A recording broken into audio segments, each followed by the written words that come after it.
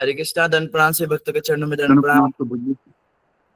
हरे हरे कृष्णा कृष्णा प्रभु जी दंडवत प्रणाम। हरे कृष्णा हरे कृष्णा प्रभु जी दंडवत प्रणाम। एक बार प्रभु जी दंडोत प्रणाम।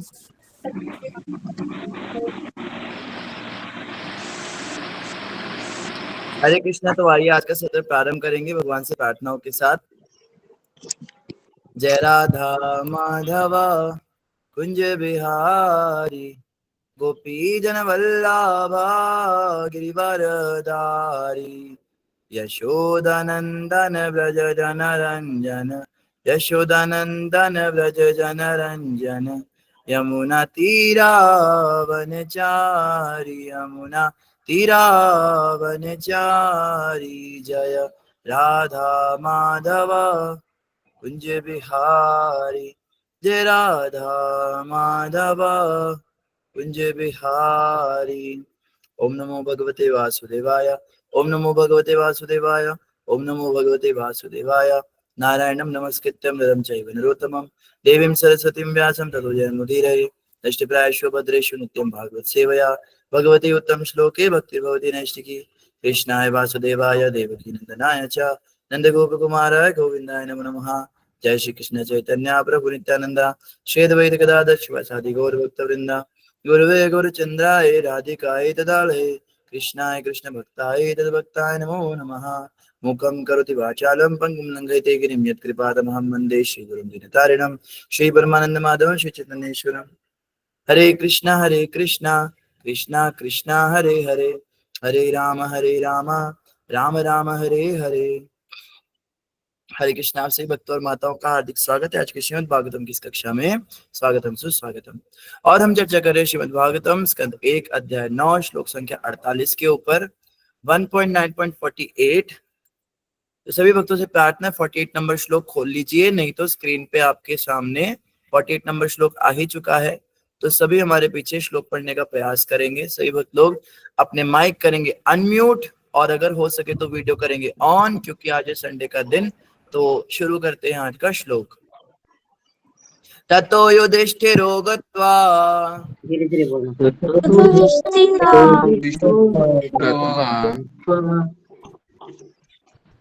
सः कृष्णो गजाव्यहम्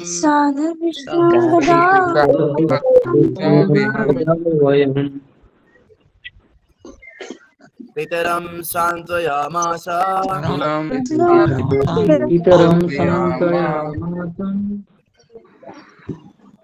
गान्धारीं च तपस्वी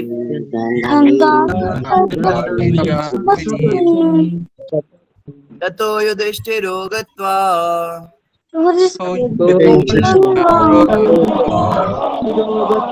सः कृष्णो गजाभ्यहम्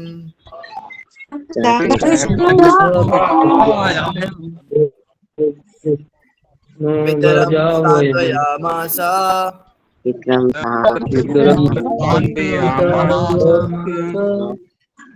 गान्धारीं च तपस्विनीम्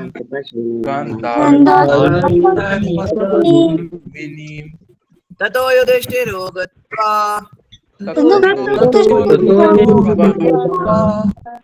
सः कृष्णो गजाभ्यहम्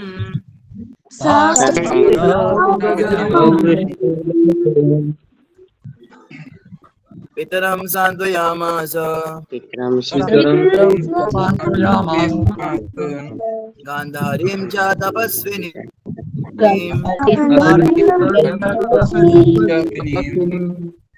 धन्यवाद से भक्तों का जिन्होंने पढ़ा। तो ये श्लोक बड़ा इंपॉर्टेंट है और सभी का बहुत बहुत स्वागत पुनः फिर से एक बार। तो हम पढ़ रहे हैं श्रीमद् भागवतम स्कंद 1 अध्याय 9 श्लोक संख्या 48। बहुत जल्दी ये श्लोक समाप्त होने वाला है। 48 के बाद बस एक और श्लोक बचा है, तो उसके बाद में जो है ये अध्याय समाप्त हो जाएगा। कृपया सभी वक्त अपने आप को अनम्यूट कर लिया कीजिए। आप सभी क्षमा कीजिए, सभी म्यूट कर लिया कीजिए। अब सारे अनम्यूट रह जाते हैं। तो सिर्फ 3 भक्त हाथ खड़ा करेंगे जिन्होंने पिछला श्लोक और उससे पिछला श्लोक दोनों ही नहीं पढ़े होंगे। सिर्फ वो भक्त लोग हैंड रेज करेंगे। 3 भक्त जिन्होंने ना पिछला श्लोक पढ़ा है ना उसके पिछला श्लोक पढ़ा है, वही हैंड रेज करेंगे, बाकी कोई नहीं करेगा। जी बस 3 हो गए, धन्यवाद। अब आशा आप सबसे प्रार्थना है कोई भक्त हैंड रेज ना करे। जी मंजू माता जी पढ़ेंगे। हाँ, हरे कृष्ण प्रभु जी, दंडवत प्रणाम, सभी भक्तों को दंडवत प्रणाम। ततो गत्वा स कृष्ण गजाभ्याम पितरम शान्तव्यमास गांधारीं च तपस्विनीं। हरे कृष्ण। धन्यवाद। सुमित्रा माता जी पढ़ेंगे। हरे कृष्णा प्रभु जी, दंडवत प्रणाम, से वैष्णव भक्त को दंडवत प्रणाम। तथा युधिष्ठिर गत्वा स कृष्ण गजायां पितरं सान्त्वयामास गान्धारीं च तपस्विनीं। हरे कृष्ण। बहुत सुंदर, धन्यवाद। मोतीलाल जी पढ़ेंगे। हरे कृष्ण, सभी भक्तों के चरणों में दंडवत। ततो कृष्णो गत्वा स कृष्णो गजावयम् ततो युधिष्ठिरो गत्वा सः कृष्णो गजावयम् पितरं सात्वयामास गान्धारीं च तपस्विनीम्। हरे कृष्ण। बहुत बहुत धन्यवाद सभी गले भक्तों को श्लोक पढ़ा। आज का जो श्लोक है, अभी पिछले श्लोक में क्या हुआ था कौन बताएंगे? पिछले श्लोक में क्या पढ़ा था? कोई एक भक्त हैंड रेज करेंगे।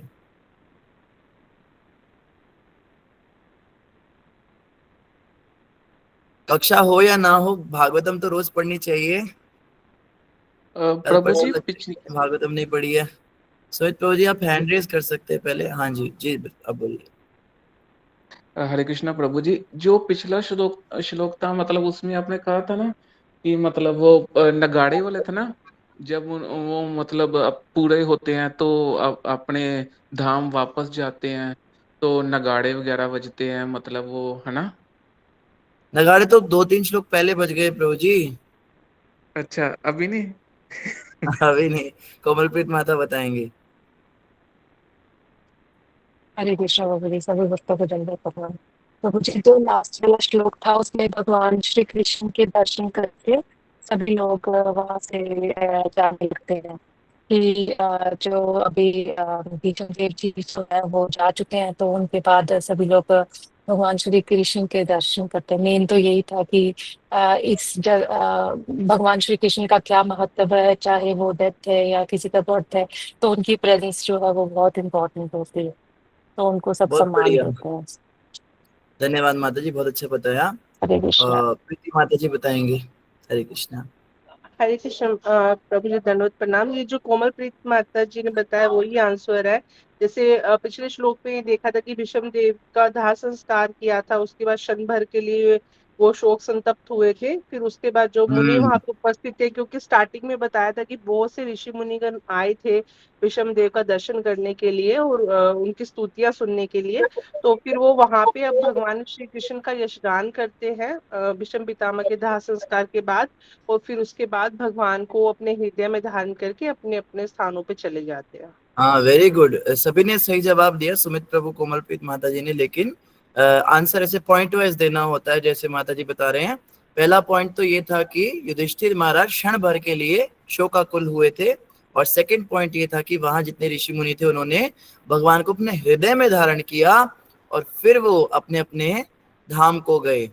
तो इस तरह से जो है फुल नंबर मिलते हैं, पॉइंट वाइज मार्किंग होती है।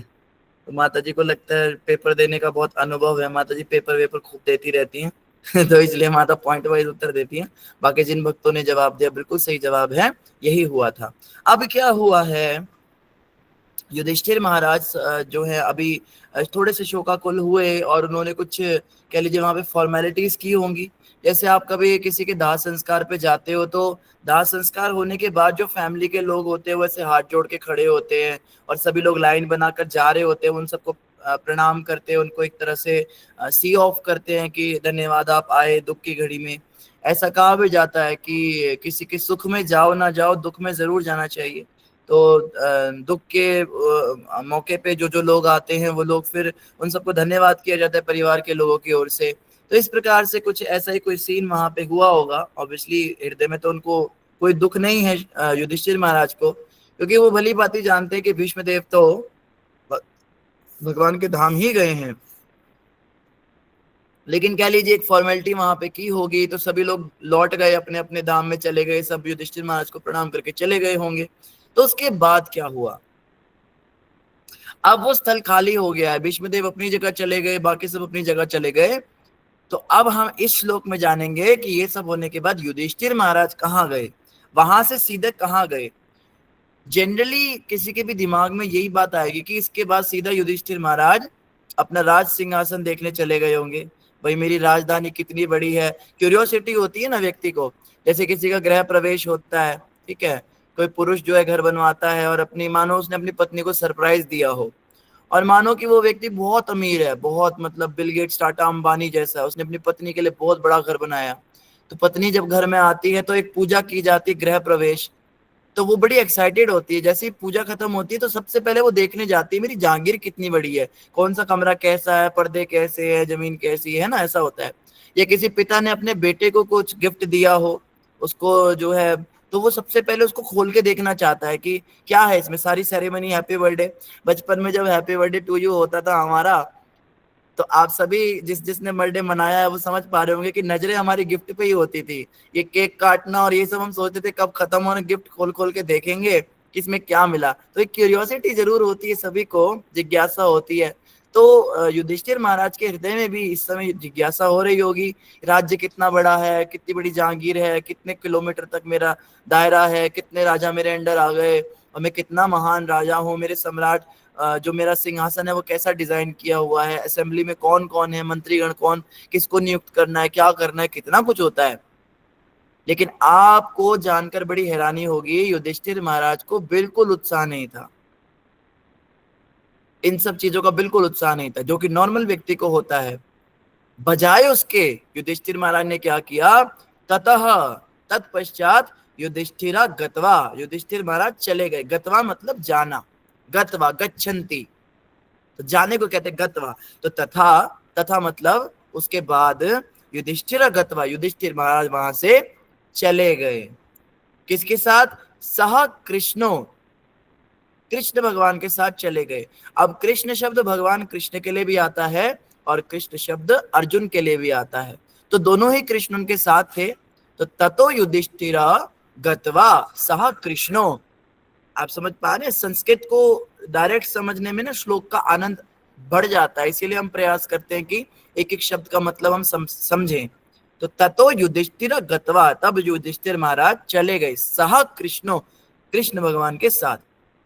और कहाँ चले गए, गजाव्यहम, गजाव्यहम मतलब एक ऐसे शहर में चले गए जिसका नाम गज के ऊपर रखा गया है। गज कहते हैं हाथी को, तो हाथी के ऊपर कौन से शहर का नाम था, हस्तिनापुर। हस्ती भी हाथी को ही कहते हैं। हस्तिनापुर का नाम हस्तिनापुर इसलिए था क्योंकि वहां पे बहुत सारे हाथी हुआ करते थे, श्वेत हाथी वहां बड़े सुंदर सुंदर हुआ करते थे। तो श्वेत हाथी आप में से शायद ही किसी ने देखा होगा। हम भारत में ज्यादातर ये ग्रे कलर के हाथी होते हैं, ब्राउन होते हैं, अमेजोन के जंगलों में भी काले ऐसे ही होते, साउथ अफ्रीकन हाथी। जो ये श्वेत हाथी हैं ये लगभग लोग तो प्राय हो गए हैं, लेकिन ऐसा बताया जाता है हाथियों की सबसे सुंदर प्रजाति हुआ करती थी श्वेत हाथी। आंखें बड़ी कजरारी होती थी उनकी, कान बड़े सुंदर होते थे और बड़ा सुंदर शरीर। तो यहाँ पे ऐसा बताया जा रहा है गजाव्यहम, गज के नाम से जिस राजधानी का नाम था उस शहर में, अर्थात ततो युधिष्ठिरो गत्वा गजाव्यहम, तब युधिष्ठिर महाराज चले गए हस्तिनापुर, सह कृष्णो, भगवान कृष्ण के साथ। इतना समझ में आया।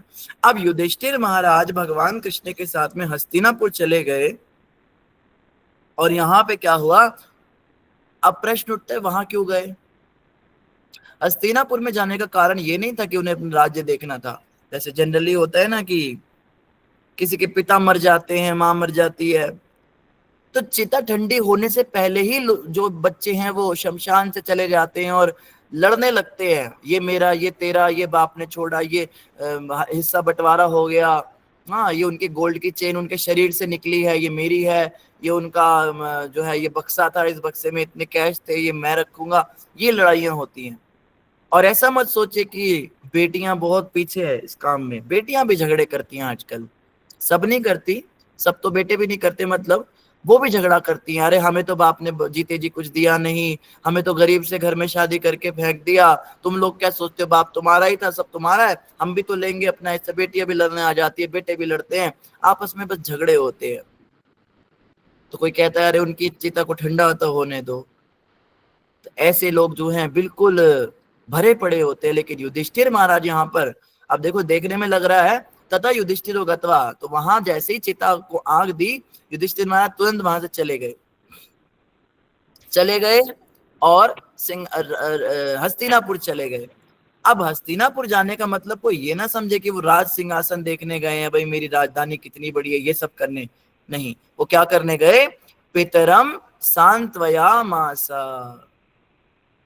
पितरम कहते हैं, पितरम वैसे पिता को कहा जाता है, तो युधिष्ठिर महाराज के लिए अभी तो पिता केवल एक ही धृतराष्ट्र ही बचे जो पिता के समान है, ताऊ उनके ताऊ लगते थे। क्योंकि एक तो धृतराष्ट्र थे, वो तो चले गए, क्या क्षमा कीजिए, ये पांडु महाराज थे। पांडु महाराज तो हरे कृष्णा, पांडु महाराज तो बचपन में ही बच्चों को छोड़ के चले गए थे।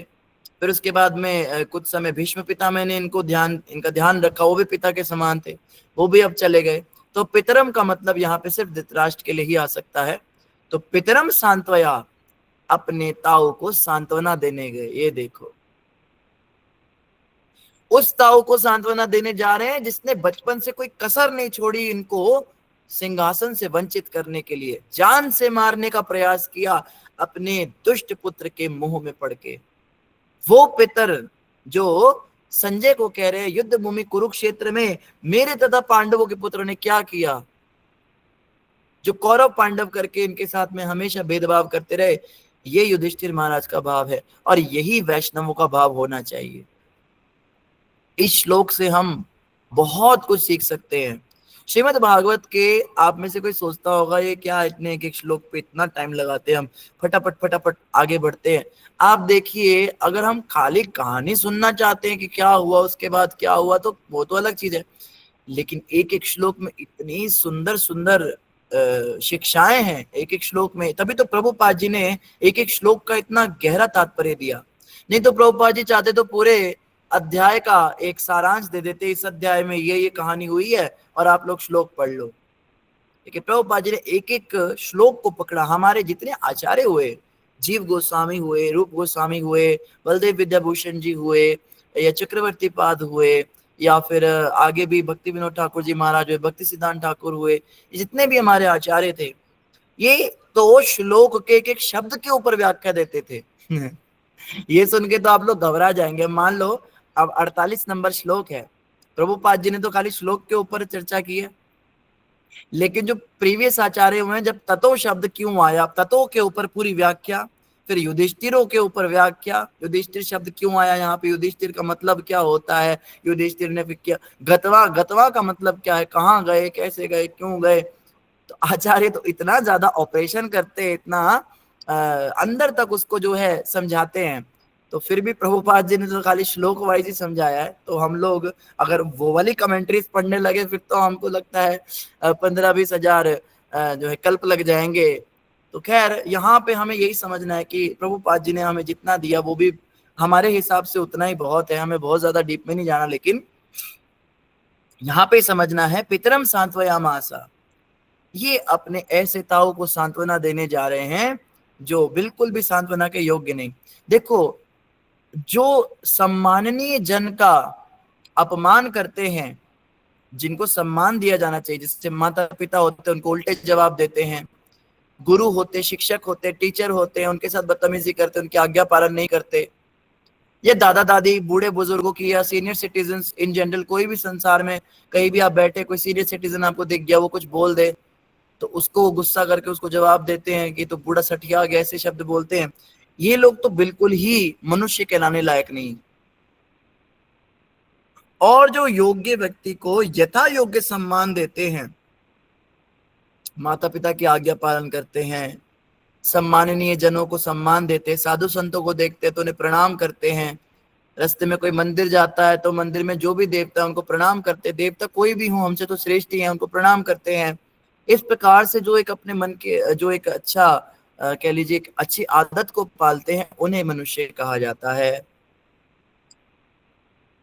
और जो व्यक्ति सम्मान ना दिए जाने व्यक्ति को भी सम्मान देता है, अर्थात जिस व्यक्ति को सम्मान देने की आवश्यकता नहीं है, जो व्यक्ति पूरी तरह आतताई है, जिसने आपके साथ इतना गलत किया है लेकिन फिर भी उसको सम्मान दे रहा है, उसे वैष्णव कहते हैं।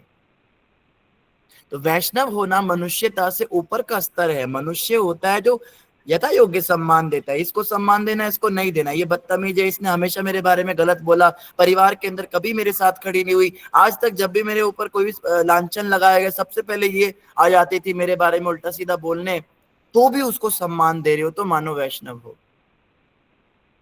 हम तो वैष्णव नहीं, और हृदय से, ऐसा नहीं बस ऊपर से हरे कृष्णा नमस्ते आइए आइए हाँ जी आप आए धन्यवाद, और अंदर अंदर सोच रहे हैं ये बदतमीज औरत फिर अपना मनुष्य शक्ल लेकर आ गई, इसको देखते ही मेरा तो दिन खराब हो जाता है। ऐसा नहीं। वैष्णव जो होता है, वैष्णव कैसा होता है, बाहर भीतर एक होता है वैष्णव। तो क्या हम वैष्णव बन गए? अभी तो दिल्ली बहुत दूर है। वैष्णव बनने का मतलब है किसी से ग्रजेस नहीं रखने होते। वैष्णव बनने का मतलब है किसी के साथ कितना भी मतभेद हो जाए। यहाँ तो देखो युधिष्ठिर महाराज ने तो कभी झगड़ा किया ही नहीं। युधिष्ठिर महाराज का क्या झगड़ा था? युधिष्ठिर महाराज तो तैयार हो गए थे, भाई ठीक है आपको सारा राज्य देते पृथ्वी का, 5 गांव हमें दे दो, हम इस पे राज कर लेंगे, क्योंकि क्षत्रिय हैं, भीख मांग के तो खाएंगे नहीं, हमें तो राज तो करना है। तो इतने पे भी तैयार हो गए थे, लेकिन भीष्म ये युधिष्ठिर महाराज की बात को दुर्योधन ने कभी माना नहीं। युद्ध की इच्छा हमेशा से दुर्योधन की थी, युधिष्ठिर महाराज कभी युद्ध करना नहीं चाहते थे। तो जो व्यक्ति शांत है, सरल स्वभाव का है, उसके प्रति जो सामने से व्यक्ति झगड़ा कर रहा है, लड़ाई कर रहा है, मारने की कोशिश कर रहा है, उसको भी सम्मान दे, इसे वैष्णव कहते हैं। हम तो खुद से जाके झगड़े करते हैं ना, या हमें कोई कुछ बोलता है हम तो ईंट का जवाब पत्थर से देते हैं ना, हम तो नहले पे दहला डालते हैं, हम कोई चुप थोड़ा ना रहते हैं। और ऐसा झगड़ा करने के बाद में भी हम सम्मान नहीं दे पाते, जबकि हमारी भी गलती है। और यहाँ तो युधिष्ठिर महाराज की कोई गलती ही नहीं थी। आप प्रहलाद जी के चरित्र में देखेंगे, प्रहलाद जी के पिता हिरण्यकश्यप ने उनको जान से मारने का प्रयास किया, कितनी बार किया। प्रहलाद जी हालांकि अपने पिता की बात नहीं मानते थे, आज्ञा नहीं पालन करते थे कि विष्णु से जो है लड़ाई करें, ऐसा कुछ करें। पूरा भी हो जाएगा ना, क्योंकि हम लोग को 1500 है, 1500 को 3 में डिवाइड कर। माता जी हाँ ठीक है। तो यहाँ पे जो है ये बात समझने की है कि प्रहलाद महाराज ने हालांकि अपने पिता की बात कभी नहीं मानी, भगवान विष्णु से उन्होंने कभी बैर नहीं किया, लेकिन प्रहलाद जी के आप चरित्र में ध्यान से पढ़ेंगे तो कभी अपने पिता के साथ बदतमीजी उन्होंने की नहीं, सम्मान पूरा दिया। सम्मान भी देना है और बात भी नहीं माननी है, ये सीखना बड़ा मुश्किल काम है। हम लोग या तो पूरी तरह से सम्मान देते, पूरी बात सुन लेते, हाँ जी कर देते हैं, फिर बोलते प्रभु जी क्या करें, आप इन्हें कहा था सम्मान देना पड़ता है, ये तो हमसे ऐसी चर्चा करते हैं, निंदा चुगली करते, सुनना पड़ता है बैठ के, नहीं तो इन्हें बुरा लग जाएगा। या तो हम बिल्कुल इस एक्सट्रीम पे हैं या हम बिल्कुल दूसरे एक्सट्रीम पे हो जाते हैं, हम तो इनसे मिलते ही नहीं, हम तो इनसे बात ही नहीं करते, हमने तो उनके आना जाना ही छोड़ दिया है क्योंकि अभक्त हैं। अभक्तों के साथ कैसे डील करना है ये वैष्णवों से सीखना है, यही तो बैलेंस बनाने वाली बात है। और गृहस्थ जीवन में जो जीते हैं उनके तो घर में भर भर के अभक्त अवैष्णव भरे पड़े हैं। अभक्त 2 तरह के लोगों को कहा जाता है, एक तो वो लोग अभक्त होते हैं जो नास्तिक होते हैं, भौतिकवादी होते हैं, संसारी कामों में, खाने पीने सोने में, इनमें बड़े मगन हैं। लेकिन एक दूसरी कैटेगरी भी होती है अभक्त की। दूसरी कैटेगरी कौन सी होती है? जो दूसरे देवताओं के भक्त होते हैं, उन्हें भी अभक्त ही कहा जाता है, उन्हें भी अवैष्णव कहते हैं।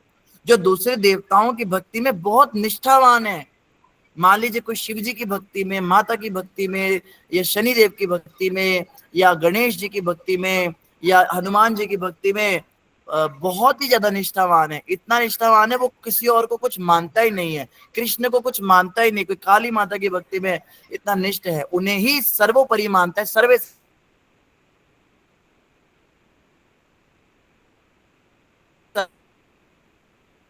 मानता है। इनका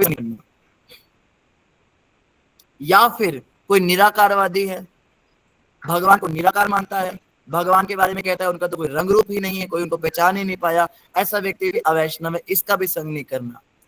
लेकिन यहाँ पे क्या बताया गया, पितरम सांत्वया मासा, सांत्वना देने के लिए जरूर गए हैं, अपनी फॉर्मेलिटी जरूर निभा रहे हैं और हृदय से बड़े दुखी भी हो रहे हैं उनके लिए, और उनका लालन पालन भी करेंगे। अपने देखो, भक्त होने का मतलब नहीं है कि हम अपनी रिस्पॉन्सिबिलिटीज से भागे। युधिष्ठिर महाराज कह सकते थे भाई हम तो वैष्णव हैं, हम पांचों भाई वैष्णव हैं, हम तो कृष्ण के भक्त हैं, और हमारी पत्नी कृष्णा द्रौपदी ये तो कृष्ण की साक्षात सखी है, तो अब तो हमारा राज चलेगा भाई, अब इस महल के अंदर रहना है तो धृतराष्ट्र और गांधारी तुम दोनों को भक्ति करनी पड़ेगी। कृष्ण भक्ति करोगे तो तुम्हें रखेंगे, यहाँ पे कुछ खाने को मिलेगा, अगर तुम कृष्ण की भक्ति नहीं करोगे तुम ऐसे ही भौतिकवादी बने रहोगे, तो भाई बाहर का रास्ता देखो, अब हमारा राज आ गया, तुम्हारे बच्चे मर गए, अब वो गए जो तुम्हें पालते थे पोसते थे, हमारे साथ रहना है तो हमारे तरह से रहना पड़ेगा। कभी ऐसा नहीं कहा, उल्टा वो तो यही कहते थे राजा तो आप ही हैं, लेकिन चलो एक फॉर्मेलिटी के लिए मुझे बनाया गया, राजा बनाया गया, तो मुझे राज्य को सौंपा गया है तो मुझे इसकी देखभाल करनी पड़ेगी। तो ये चीज हमें सीखनी है कि कैसे व्यवहार करना होता है परिवार के साथ, अपनी सारी रिस्पॉन्सिबिलिटीज पूरी की। उन्हें पता है कि अब ये ताऊ ताई जो है इनके बच्चे मर गए, तो अब 100 पुत्र मरे थे इनके, तो अब ये पूरी तरह से एक तरह से अपाहिज हो चुके हैं, तो मुझे इनको अच्छे से रखना होगा, मुझे इनका ध्यान रखना होगा, इनको रहने के लिए स्थान भोजन पानी सब देना होगा। और युधिष्ठिर महाराज तो इतने ज्यादा अच्छे थे, हर रोज सुबह उठ के सबसे पहले जाके धृतराष्ट्र के चरण स्पर्श करके आते थे, ये उनका नियम था। सोचिए, कोई हृदय में ग्रज नहीं, कोई दुर्भावना नहीं, कोई उनके बारे में कोई गलत नहीं सोचना, इतना ज्यादा अच्छा भाव था। और बड़े सेंसिटिव थे, उनको लगता था कि ये अभी परेशान होंगे, इनके बच्चे मरे हैं, इनके दिल में बड़ा दुख होगा, तो उनको सांत्वना देते थे, उनके साथ बड़े सॉफ्टली बातचीत करते थे, बड़ा सुंदर व्यवहार करते थे। वो हर प्रकार से प्रयास करते थे कि उनको सांत्वना मिले, उन्हें कोई कष्ट ना हो, उनकी जो मन की स्थिति है उसमें सुधार हो। ऐसे युधिष्ठिर महाराज थे। तो पितरम सांत्वया मासा, अपने ताऊ धृतराष्ट्र को सांत्वना देने के लिए वहां से तुरंत चले गए।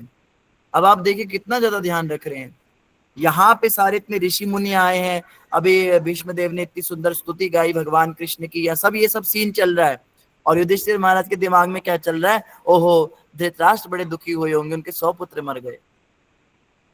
आज समझ रहे हैं, किसी ने कहा थोड़ा ना था, कृष्ण ने कान में कहा हो भाई धृतराष्ट्र के पास भी चलो, या विदुर जी ने कहा हो, किसी ने नहीं कहा था। अपने तो वैष्णव ऐसा होता है जो सबको प्रसन्न रखना जानता है, उसको आता है सबको खुश रखना। हालांकि इनके इन सब प्रयासों से धृतराष्ट्र प्रसन्न होने वाले नहीं है। धृतराष्ट्र तो अभी भीमसेन को गले लगा के जान से मारने की कोशिश करेंगे, वो तो एक सपोले की तरह फुफकार रहे हैं वहां पे। किसी का पुत्र मर जाए और जवान पुत्र मर जाए, कितना कष्ट होता है, कितना कष्ट होता है। और मानो किसी के 2-4 लड़के और सारे मर जाएं, और गांधारी के तो 100 पुत्र थे, 100 के 100 पुत्र भीमसेन ने मारे, और वो भीमसेन सामने खड़ा है, वो युधिष्ठिर सामने खड़ा है, कितना क्रोध आएगा। और व्यक्ति भी भौतिकवादी है, वैष्णव तो है नहीं, धृतराष्ट्र और गांधारी कोई वैष्णव तो है नहीं, तो इनको कितना क्रोध, इनके अंदर आक्रोश भरा होगा उस समय पे कि हमारे पुत्रों का हत्यारा हमें सांत्वना देने आ रहा है।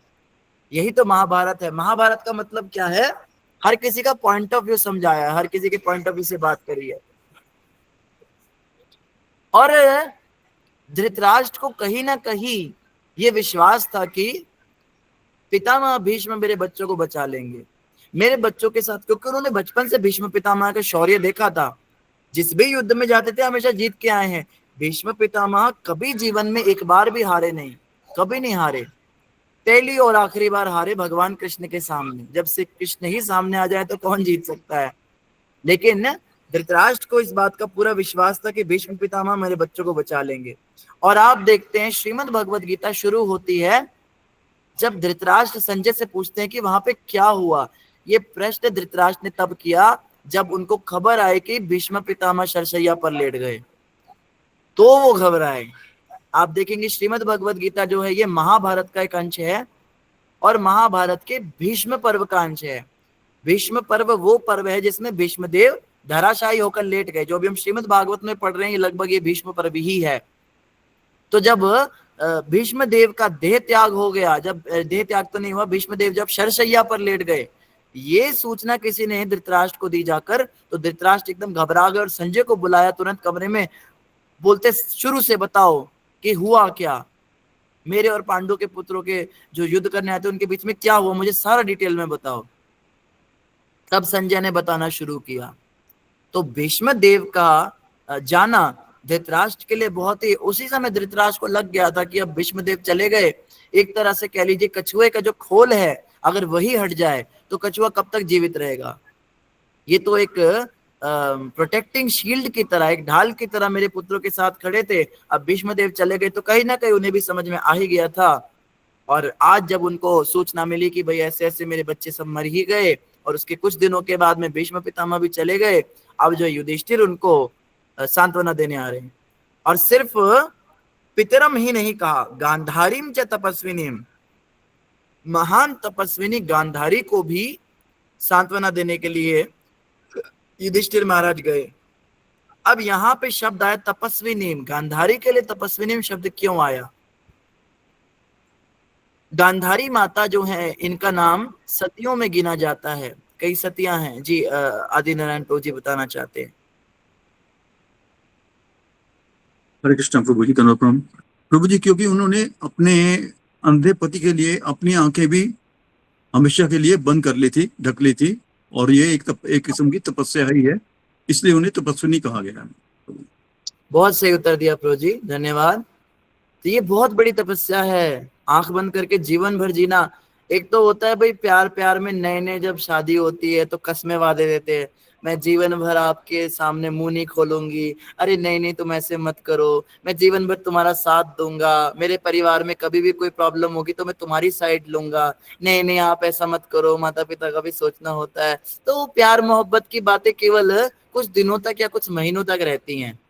नए नए में तो इमोशनल लोग के सभी कितने सारे वादे करते हैं, हम लोग भी कितने कस्में, जीने मरने की कस्में खाते, और 1-1.5 महीने के बाद में एक दूसरे के बाल खींचते हैं, 2 महीने के बाद में झगड़े होते हैं, 6 महीने में डाइवोर्स हो जाता है, और 1 साल के बाद में वो एलिमनी का केस चल रहा होता है। तो यहाँ तो देखते संसार के अंदर जो है ये पति पत्नी ऐसे बोल देते हैं। अब मानो वो जब नई नई विवाह करके आई थी, उनको पता लगा कि मेरे पति कुछ देख नहीं सकते, तो उनको बड़ा बुरा लगा, अरे मेरे पति कुछ देख नहीं सकते, मैं आंखें से देखूंगी कैसा लगेगा। पति के सेवा करने के लिए, पति के कह लीजिए एक ऐसा उदाहरण एकमात्र इन्हीं का, और किसी ने ऐसा किया नहीं है, आप देखेंगे। तो पति देख नहीं सकते तो मैं भी नहीं देखूंगी, आंखों पे पट्टी बांध के बैठ गई और जीवन भर उसका पालन किया, ये बड़ी बात थी। आंखों पे पट्टी तो कहीं बांध लेती होगी। अब मान लीजिए आप में से किसी को पता लगे आपके पति को मान लीजिए कोई किडनी में प्रॉब्लम हो गई, आपका पति एक ही किडनी से चल रहा है, तो आप में से कितनी माताएं जो डॉक्टर के पास जाके अपनी एक किडनी निकलवा लेंगी कि नहीं हमारा पति एक किडनी पे जिंदा, हम भी एक किडनी पे रहेंगे। तो ऐसा सतीत्व जो है ये बड़ा दुर्लभ है।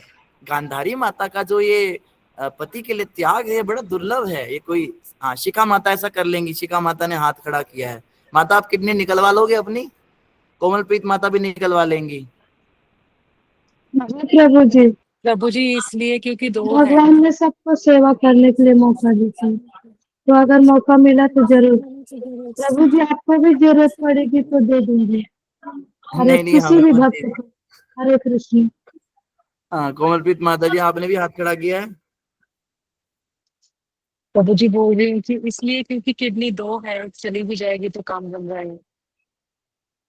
क्या बात है। बड़ी सती स्त्रियां भी हमारे ग्रुप में जुड़ी, हम तो धन्य हो गए आप सबके दर्शन करके, आपका ऐसा भाव। सुमित प्रभु ने भी हाथ खड़ा किया था। सुमित प्रभु आपकी तो शादी नहीं हुई, आप किसके लिए किडनी दोगे?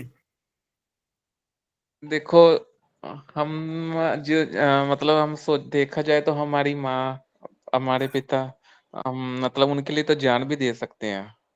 किडनी तो बहुत छोटी बात रहेगी ना प्रभु जी। ये देखो सतियां भी हैं हमारे ग्रुप में, श्रवण कुमार जी भी हैं हमारे साथ जुड़े हुए हैं। हम तो बड़े धन्य हो गए। कहीं हम सतयुग में तो नहीं आ गए? क्योंकि टाइम क्या हो रहा है यहाँ पे। अब प्रीति माता जी भी किडनी दे देंगी लगता है। हाँ नहीं नहीं प्रभु जी, मैं नहीं दूंगी किडनी।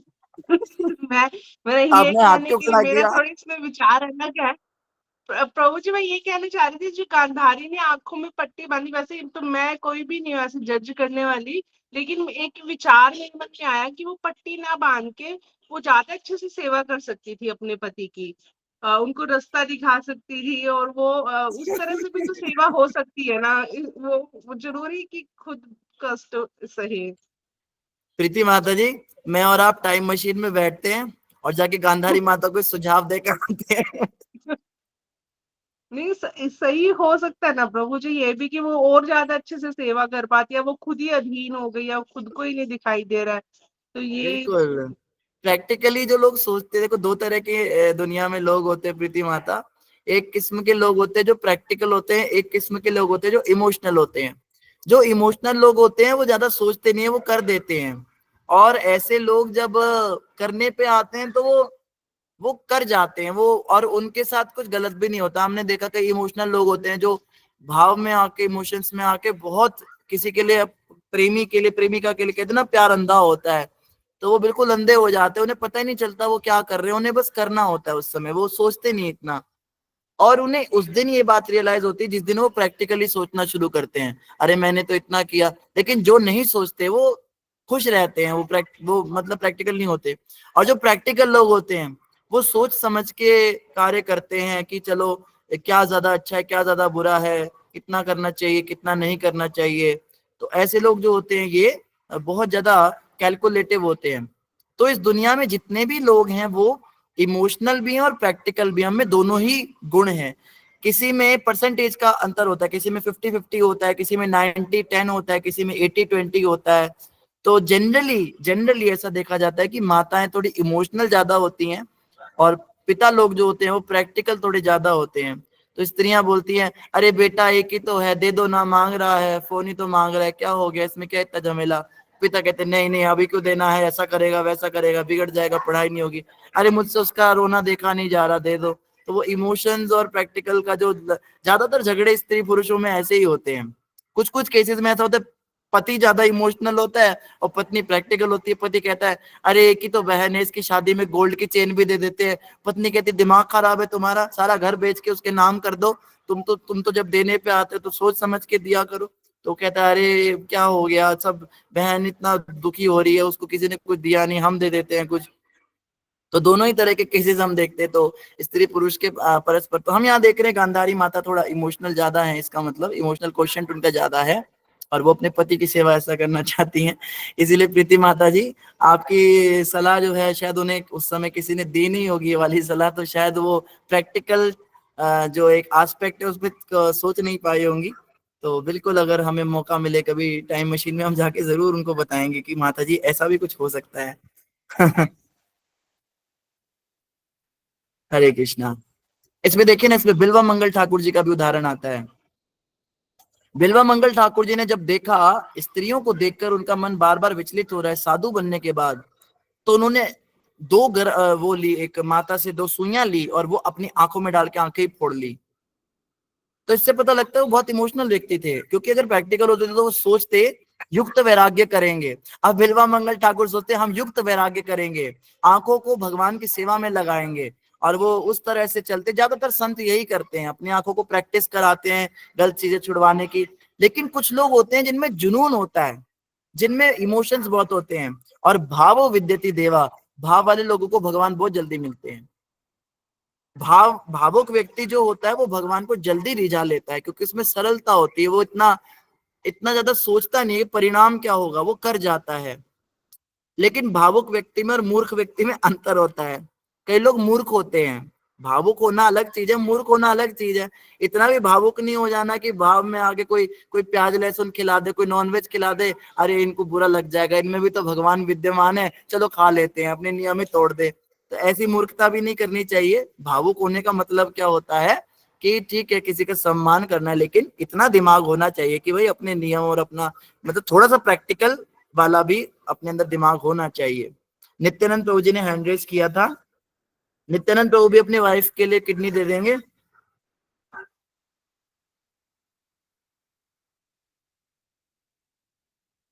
हरे कृष्णा नित्यानंद प्रभु जी, शायद प्रभु जी अभी बिजी हो गए। ऑन ड्यूटी हो, बाद में कॉल करो। जी प्रभु जी। ऑन ड्यूटी हो अभी? अच्छा अच्छा, ऑन ड्यूटी, कोई बात नहीं। जी, कोमलप्रीत माता जी ने हैंड रेज किया था अभी।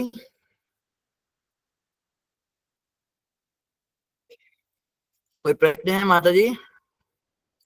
ठीक है, आगे चलते हैं।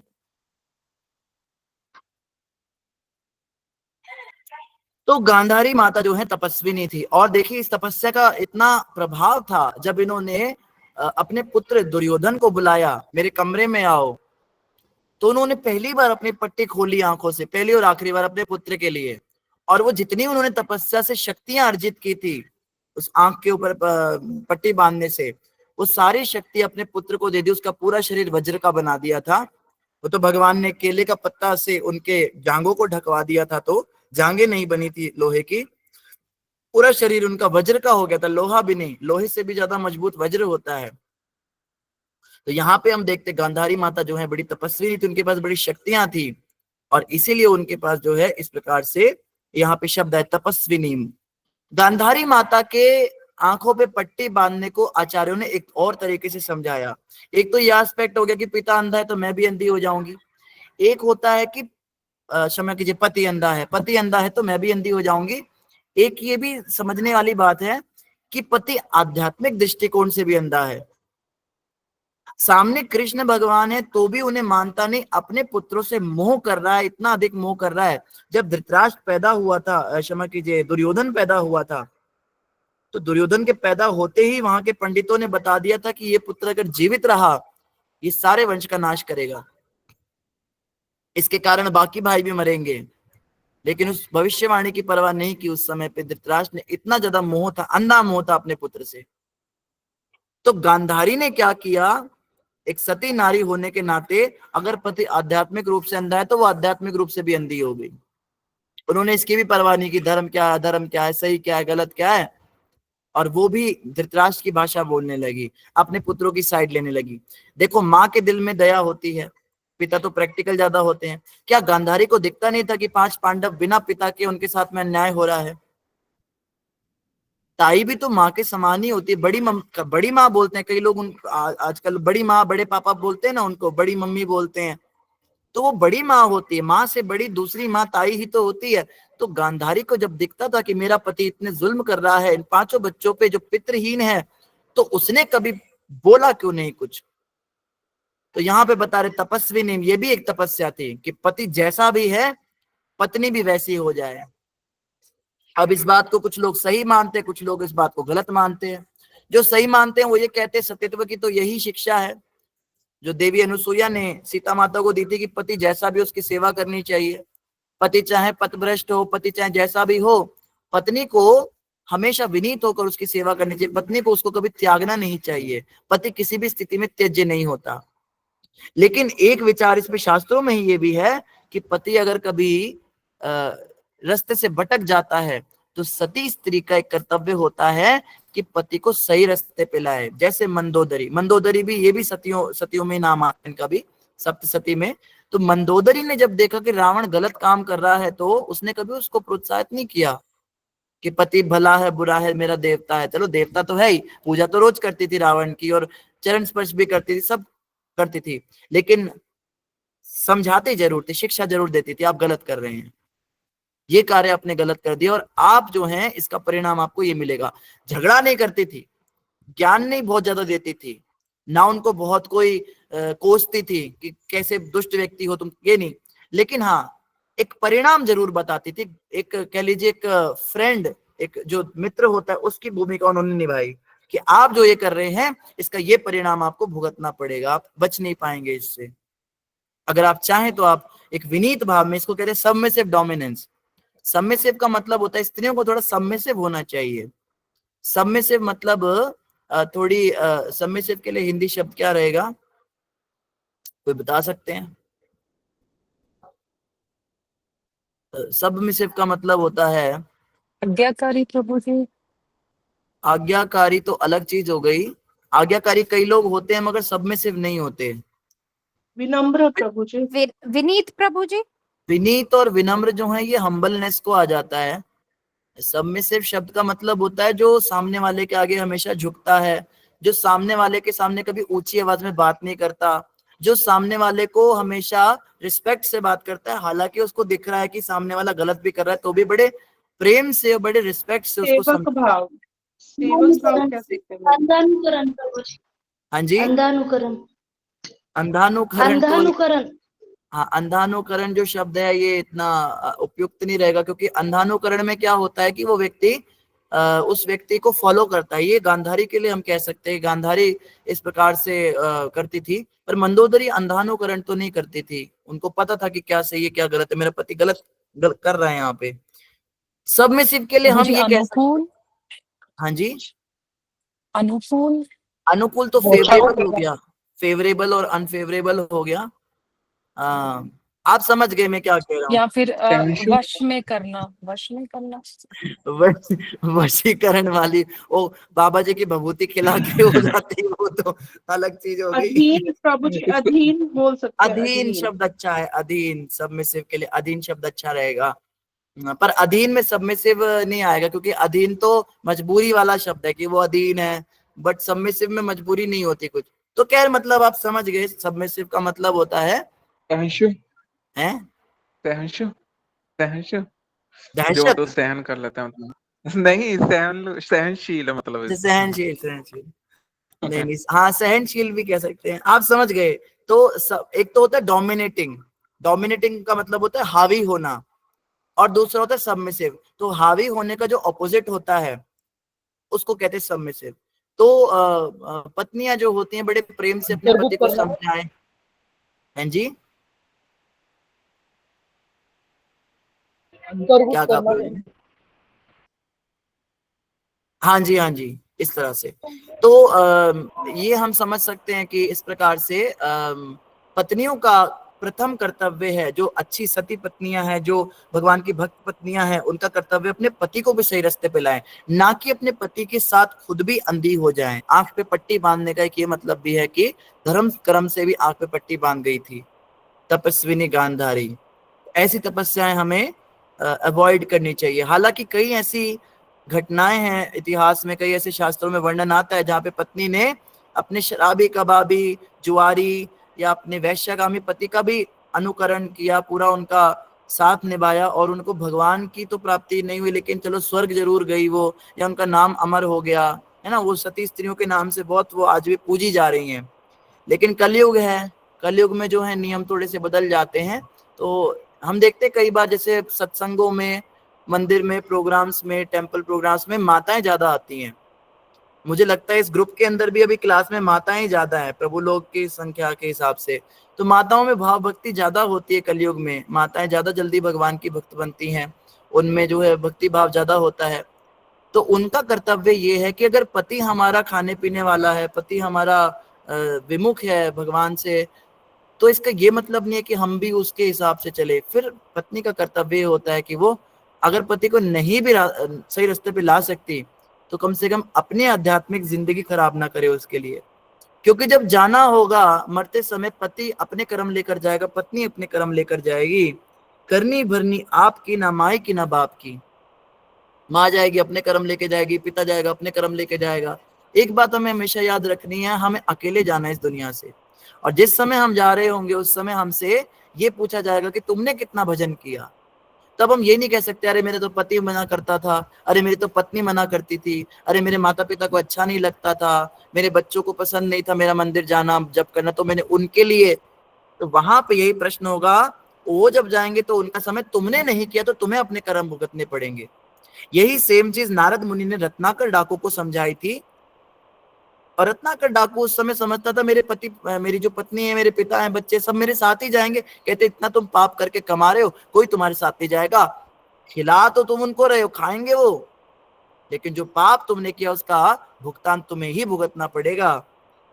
घर गए, पिता को पूछा आप नरक तो जाएंगे ना? कहते दिमाग खराब है, बेटा पैदा किया नरक ले जाने के लिए किया? अरे मगर मैं पाप करके आपके लिए लाता हूँ। हाँ तो पाप करके ला, पुण्य करके ला, चोरी कर, जो मर्जी कर, मैंने तेरा पालन किया, अब तू मेरा पालन कर रहा है, मैं क्यों पाप लूंगा?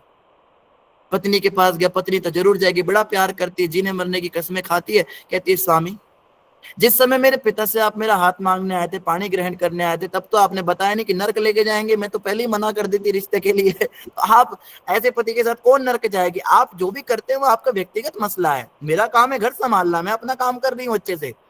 आप पाप कर रहे हैं तो आपको ही भुगतना पड़ेगा।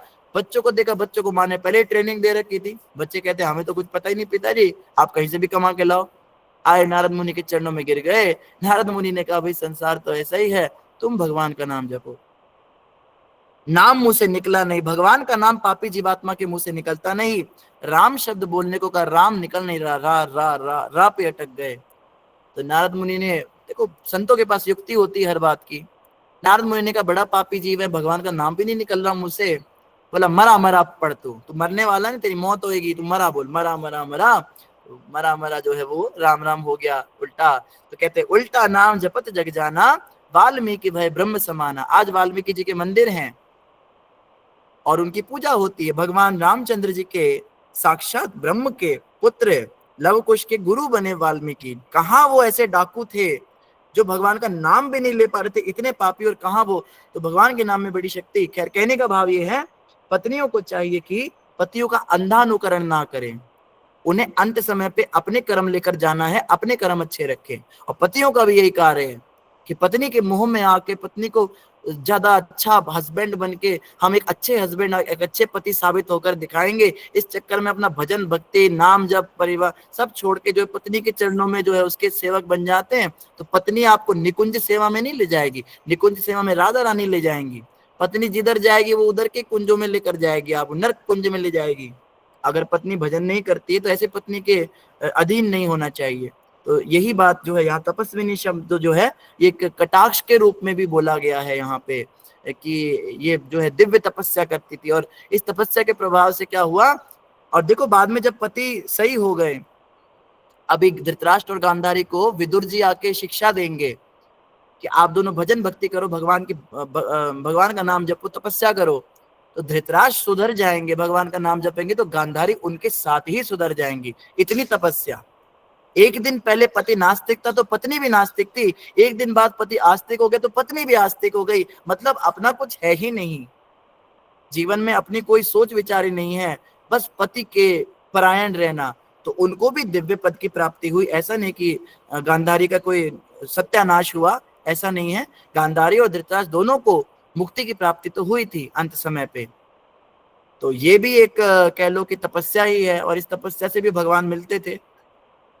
देवी अनुसुईया ने सीता माता को वनवास के समय ये शिक्षा दी थी कि पत्नी के लिए अपने पति से बढ़कर कोई दूसरे देवता नहीं है।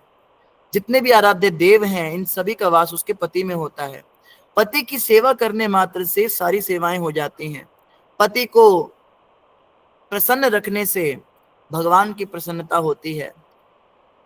पति की आज्ञा पालन करने से स्त्री को सौभाग्य का वरदान मिलता है, उसके अंदर शक्ति आती है, सतीत्व की शक्ति आती है। और पति जैसा भी है उसको निभाना, उसकी सेवा करना, हर परिस्थिति में उसकी हाँ में हाँ मिलाना, ऐसी जो पत्नियां होती है उनको आध्यात्मिक शक्तियां मिल जाती है, उनके अंदर एक तेज आ जाता है, उनकी दृष्टि में इतनी शक्ति होती है, किसी बुरे व्यक्ति जो गलत नजर से देख रहा है उसको भस्म तक कर सकती है वो। और ऐसी शक्तियां होती थी पहले की स्त्रियों में, इसीलिए भारत में इतने ये दुष्कर्म नहीं होते थे स्त्रियों के साथ में, क्योंकि सती स्त्रियों से तो असुर भी घबराते थे। सीता माता भी सती स्त्री थी, वो चाहती तो उसको भस्म कर देती रावण को, लेकिन ये लीला उधर ही खत्म हो जाती। फिर इतना सब शबरी के पास जाना था, क्या क्या करना था, तो ये तो भगवान की लीला थी। लेकिन सतीत्व जो है वो एक बहुत बड़ा तपस्या है। सतीत्व एक अपने आप में आजकल तो सतीत्व की शिक्षा दी ही नहीं जा रही। कोहेड में बच्चियां पढ़ती हैं स्कूलों में, शादी से पहले 15-20 लड़कों का मुंह देख लेती हैं, सबको बॉयफ्रेंड गर्लफ्रेंड करके आती हैं। सती क्या बनेगी बेचारी, उसकी तो पहले ही सब कह लो कि कितने तो पुरुषों के साथ में उसका प्रेम संबंध हो चुका है, एक में कहाँ मन लगेगा। और पुरुषों को ब्रह्मचर्य की शिक्षा दी जाती थी, परिस्थिति को माँ समान देखना है। आपको जानकर हैरानी होगी, ये एक फैक्ट की बात है और आप इस पे चेक भी कर सकते हैं कि जो प्राचीन भारत था या जो प्राचीन सभ्यता थी सनातन की, उसमें कई जगहों पे हम ऐसा वर्णन पढ़ते हैं कि स्त्रियां भी धोती पहनती थी, पुरुषों की तरह धोती पहनती थी और साड़ी से बस अंगों को हल्का सा कवर करती थी। आप सोचिए, लगभग वो मतलब उनके अंग जो है सामने ही होते थे, फिर भी कोई दूसरा पुरुष उन पे बुरी नजर नहीं डालता था। ऐसा ब्रह्मचर्य, आप सोचिए। आज तो पूरी तरह से अच्छे से तैयार हुई स्त्रियों को भी गलत नजर से देखते हैं पुरुष, क्योंकि वो ब्रह्मचर्य की शिक्षा नहीं रही, स्त्रियों में सतीत्व की शिक्षा नहीं रही। पर पहले इस तरह की शिक्षाएं दी जाती थी। तो खैर, गांधारी माता यहाँ से पता लग रहा है अपनी माता जी से बहुत अच्छी शिक्षाएं सीख कर आई थी, तो तपस्या तो काफी थी इनकी। तो ये तपस्विनी शब्द इसलिए आया, समय काफी अधिक हो गया। तो इन्हीं शब्दों के साथ सभी का धन्यवाद। कल हम आगे इस श्लोक के अनुवाद पे चर्चा करेंगे, तात्पर्य पे भी चर्चा करेंगे, और उसके बाद में हम अगला श्लोक पढ़ेंगे। उसके बाद जो है हमारा ये हम एक कंक्लूजन देंगे पूरे अध्याय का। इस पूरे अध्याय में हमने क्या सीखा, भीष्म स्तुति पढ़ेंगे। भीष्म स्तुति को गाया जाता है, हम पूरी भीष्म स्तुति गाएंगे, और उसके बाद में फिर हम अगले अध्याय पर चलेंगे। तो इन्हीं शब्दों के साथ सभी भक्तों का धन्यवाद। किसी का कोई प्रश्न हो तो पूछ सकते हैं, कोई इंपॉर्टेंट प्रश्न हो तो पूछ सकते हैं। तो थोड़ा हमारी भी एक क्लास है, आप सबके हम क्लास लेते हैं, हमारी को भी क्लास लगानी होती है। जी प्रीति माता जी प्रश्न करेंगे। हरे कृष्णा प्रभु जी। प्रभु जी मुझे थोड़ा मतलब चाहे आप शॉर्ट में बता दीजिए, तो कंक्लूजन क्या निकलता है कि जैसे मेरे मन में भी प्रश्न होता था कि पति की सेवा करने से ही सब कुछ हो जाता है, स्त्रियों के लिए सिर्फ यही एक मार्ग है कि पूर्णतः समर्पित हो जाओ गांधारी की तरह, और आपको और कुछ भी करने की जरूरत नहीं है, आपको जो है आपका लक्ष्य मिल जाएगा। तो वो करना चाहिए, या अगर जैसे मंदोदरी की तरह अगर पति गलत रास्ते पे तो उसको समझाना भी है, और कृष्ण भक्ति भी करनी है, पति एंटी स्कोन भी है तो भी हमें सही चूज करना है, अपनी बुद्धि का प्रयोग करना है, तो दोनों में से क्या करना चाहिए? इस विषय में प्रीति माता जी हम प्रभुपाद जी का आपको दृष्टिकोण देंगे कि प्रभुपाद जी क्या कहते थे। प्राचीन जो भारत था, ये जो शास्त्र थे, उनमें स्त्रियों के लिए दीक्षा लेने का योग नहीं था। आप कहीं भी पढ़ेंगे नहीं कि स्त्रियां गुरुकुल में जाके पढ़ रही हैं, गुरु से शिक्षा ले रही हैं या दीक्षा भी प्राप्त कर रही हैं। अधिकांश स्त्रियां पति से ही दीक्षा लेती थी। पति गुरु से दीक्षा लेता था और पति घर में आके अपनी पत्नी को सब बताता था जो उसने सीखा, और पति पत्नी दोनों मिलकर भक्ति करते थे और दोनों को एक साथ भगवत प्राप्ति होती थी। प्रभुपाद जी ने एक कोटेशन दिया है जिसमें उन्होंने लिखा है, a husband should be the servant of Krishna and wife should be the maid servant of husband, that is perfect गृहस्था life।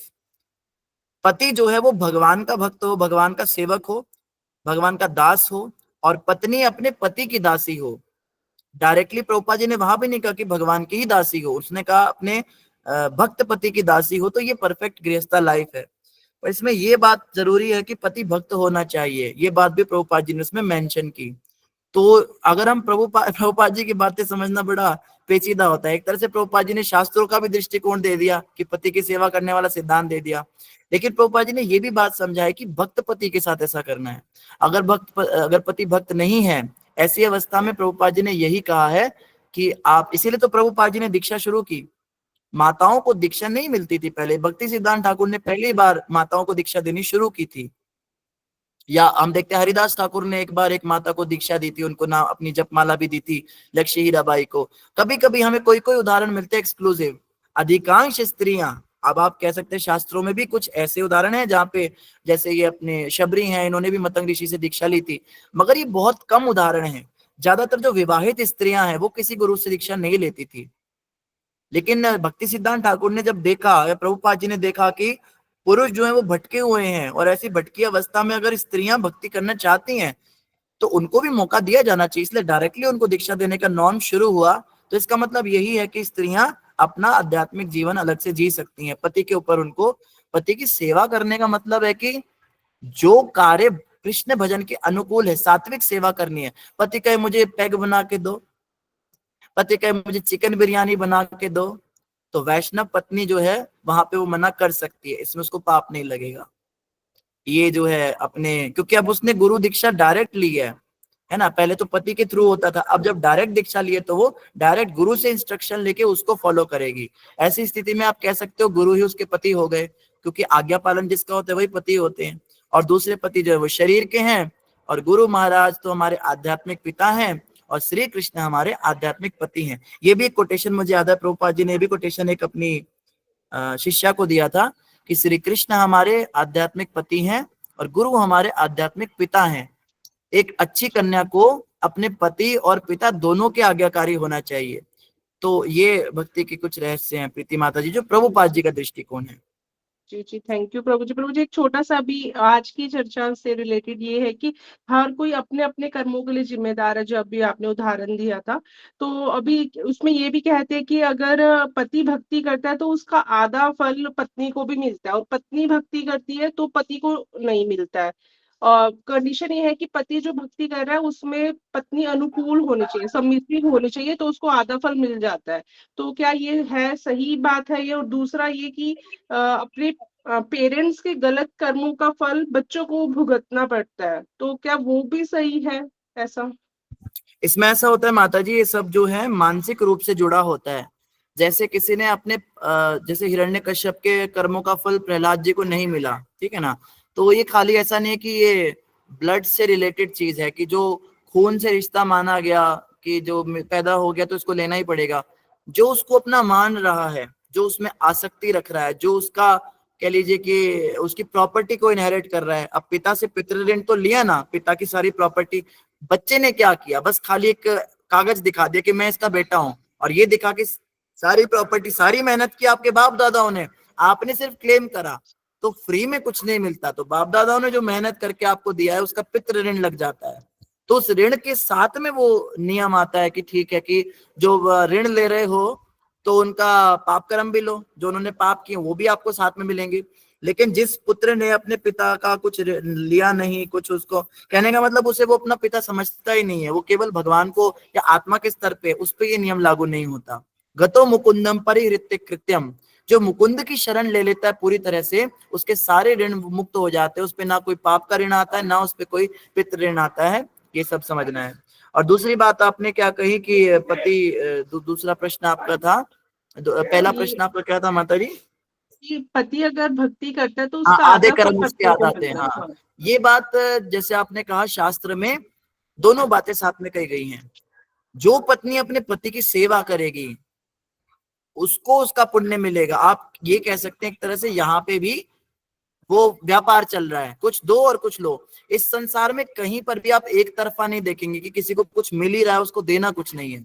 तो जिस पत्नी को अपने पति का फल चाहिए, उसे अपने पति की सेवा की तपस्या करनी पड़ेगी। फिर पति से बहसना, पति की बात ना मानना, पति को नीचा दिखाना, ऐसी पत्नियों को उसका फल नहीं मिलता। और पति के लिए भी कहा गया कि उसको अपनी पत्नी का आधा पाप कर्म मिलता है।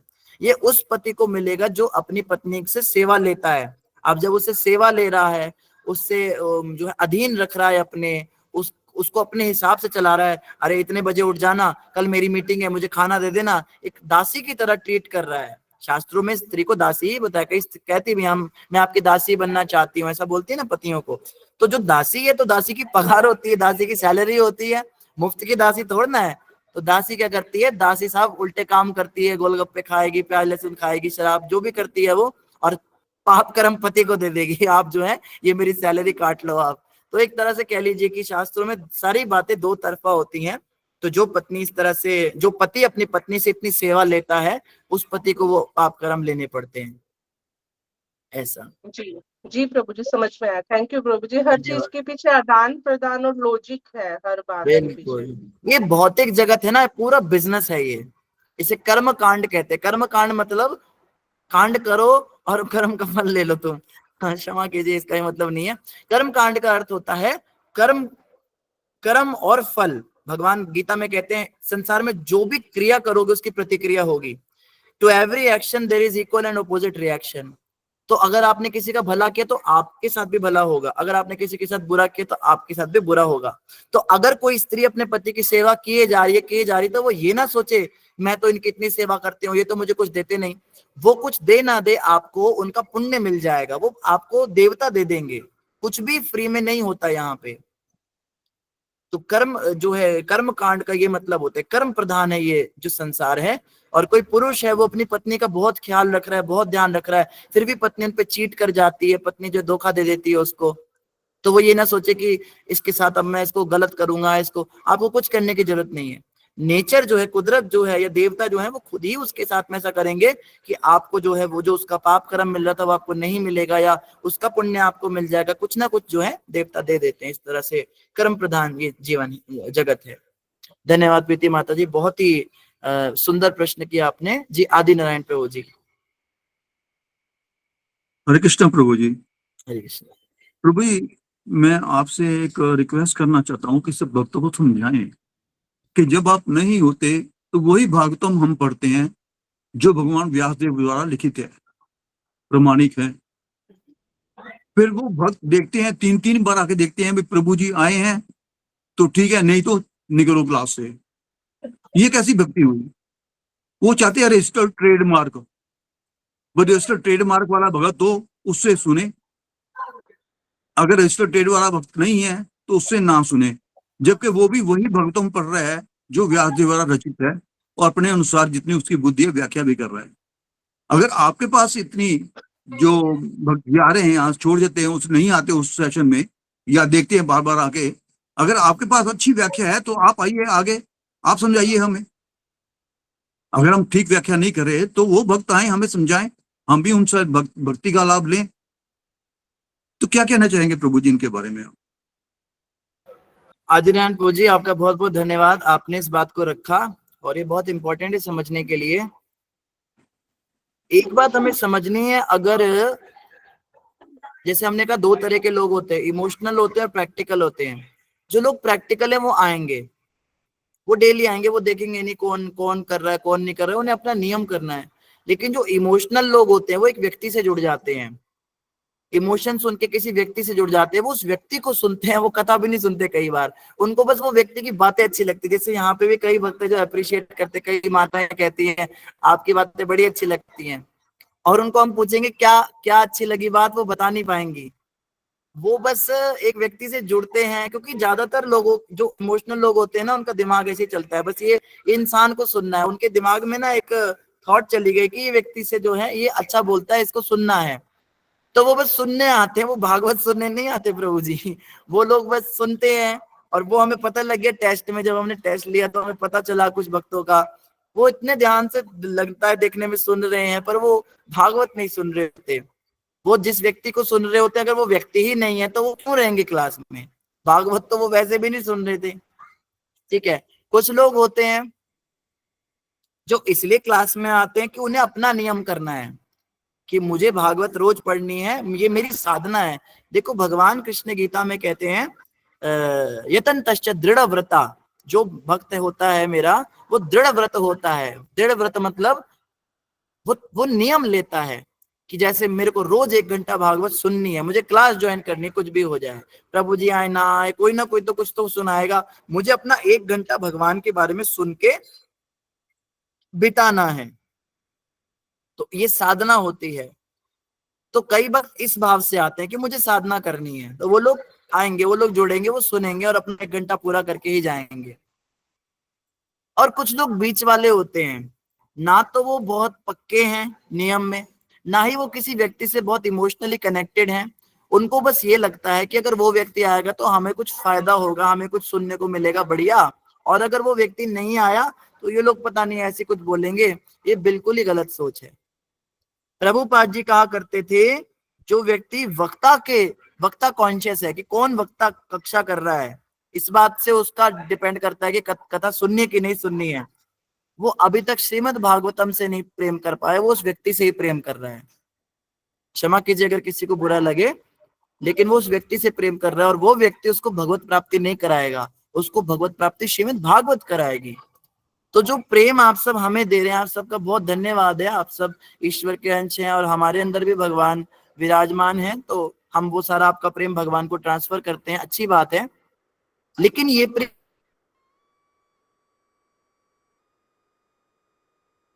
भागवतम से देना है, जो बात की जाती है। और जब कहते हैं जिसकी हम इज्जत करते हैं, मान लीजिए किसी को गुरु मानते हैं, हमने कभी कहते हैं हम आपके गुरु हैं या ऐसा कुछ है, लेकिन अगर आपकी भावना थोड़ी भी हमसे है तो आपको हमारी बात भी तो सुननी चाहिए ना।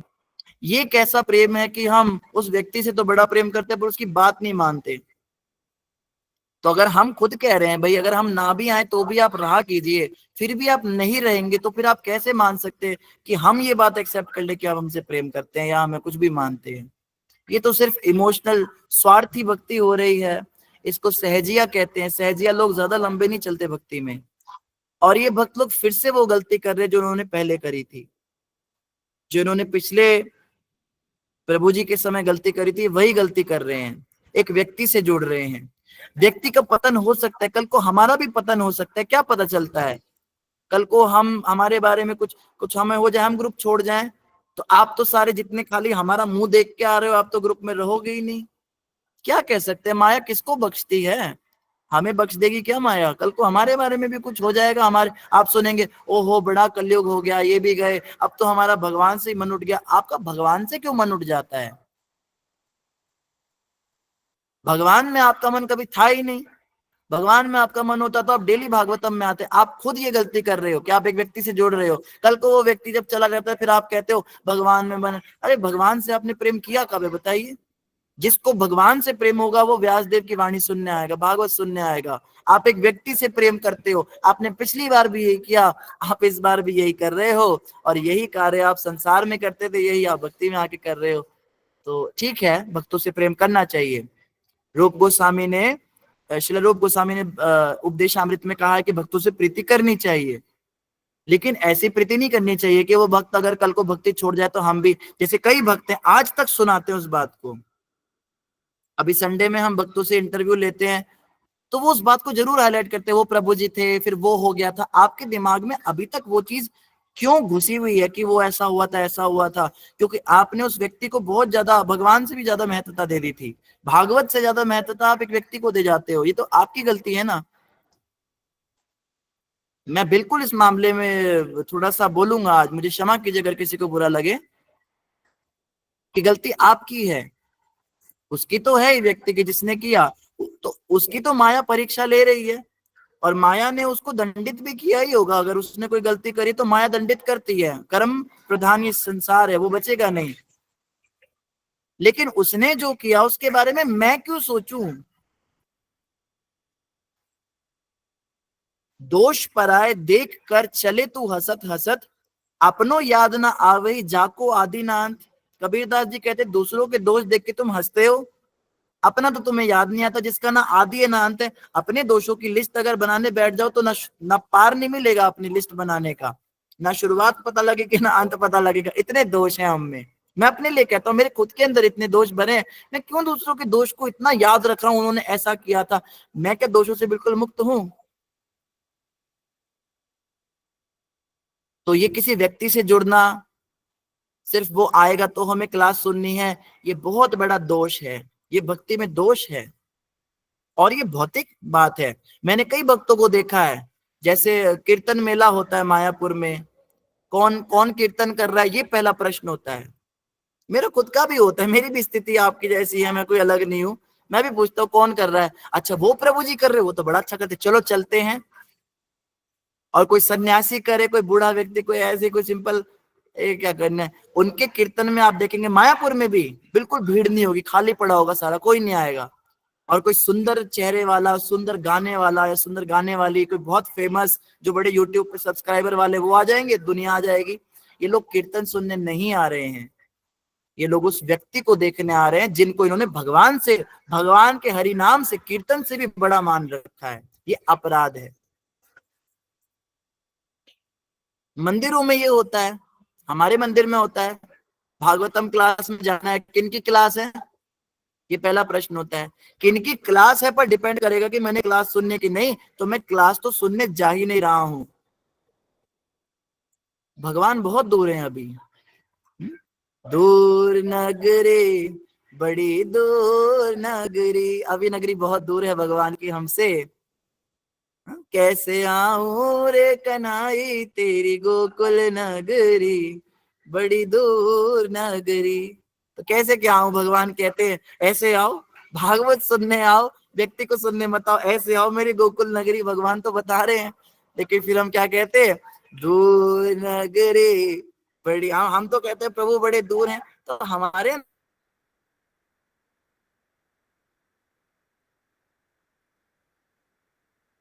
अंदर भी तो कुछ दोष है ना, इस वजह से प्रभु दूर है। प्रभु तो हम सही सिद्धांतों का पालन करेंगे, सही नियमों का पालन करेंगे, भक्ति की सही समझ बनाएंगे, जैसे हमारे सीनियर्स कह रहे हैं उनके अनुसार चलेंगे, तो भगवान के नजदीक जाएंगे। अब आदि नारायण प्रभु जी हर बार बोलते हैं इस बात को कि भक्त लोग आया करें, अब हमारी भी अपनी मजबूरी, आप ये मत सोचिए कि हम भी बहुत ज्यादा मजबूरी में क्लास कैंसिल करते हैं। अब बिल्कुल जब गुरु महाराज जी सामने आ जाते हैं तो फिर तो गुरु को ही इम्पोर्टेंस देनी पड़ती है। तो आप लोग हमारी भी मजबूरी समझो। अब अगर हम गुरु महाराज की सेवा में हैं और कक्षा पीछे से हो रही है और आप लोग उसमें नहीं आ रहे हो, तो हमें कितना बुरा लगता है कि हमारी वजह से ये लोग नहीं आ पाए। समझ रहे हैं आप? हमें भी शोकाकुल करते हो, दुखी करते हो। अच्छे बच्चे जो होते हैं आप सब बच्चे तो नहीं, शायद मैं ही सबसे छोटा हूँ यहाँ पे, पर अच्छे बच्चे जो होते हैं वो कभी टीचर को परेशान नहीं करते। आपके इन कृत्यों से आपके टीचर परेशान हो रहे हैं, आदिनारायण प्रभु परेशान हो रहे हैं, रेखा माता परेशान हो रहे हैं, मैं परेशान होता हूँ। तो अच्छे बच्चे बनना है ना, अच्छे बच्चों को भगवान मिलते हैं। हम बच्चों को बता दें बेटा अच्छे बच्चों को भगवान जी बहुत प्यार करते हैं। अरे तुम अपने ऊपर भी तो ये बात लागू करो, बच्चों को तुम सिखाते हो, खुद भी तो अच्छे बच्चे बनो। तो कोई भी दोबारा ये आदिनारायण प्रभु जी से कंप्लेन नहीं आनी चाहिए किसी की कि कोई आया नहीं प्रभु जी कल। हाँ, पहले भी हमने सुमिता माता जी और रेखा माता से डिस्कस किया था कि जिस दिन हम नहीं आए उस दिन सभी भक्त आए सामने। जैसे प्रभु जी ने कहा, प्रभु जी आपको ललकार रहे हैं युद्ध के लिए, आओ सामने कथा करो तो अगर तुम्हें लगता है तो।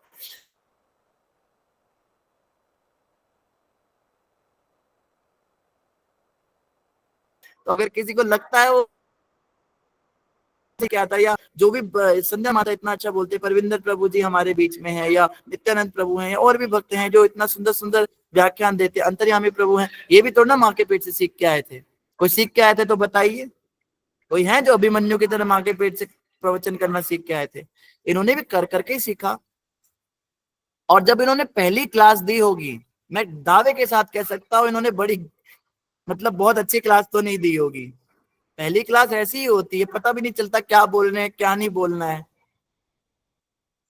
आप लोग बोलना शुरू तो करो, आप लोग बोलोगे ही नहीं तो फिर कैसे में पता चलेगा आप में भी टैलेंट है।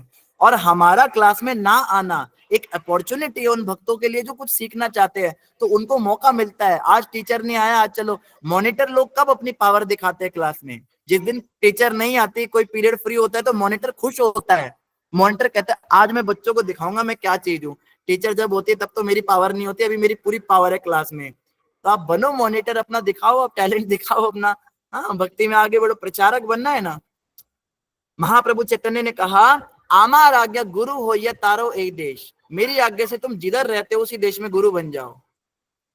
महाप्रभु ने कहा है, मैं आज्ञा दे रहा हूँ गुरु बन जाओ। आपको हम कैसे गुरु बने हमें तो कुछ पता ही नहीं, कैसे किसी को क्या कहना है। तो महाप्रभु कहते हैं, जारे देखो तारे कहो कृष्ण उपदेश, जिसको तुम मिलो बस उसको कृष्ण के बारे में बताओ, ऐसे गुरु बनना है।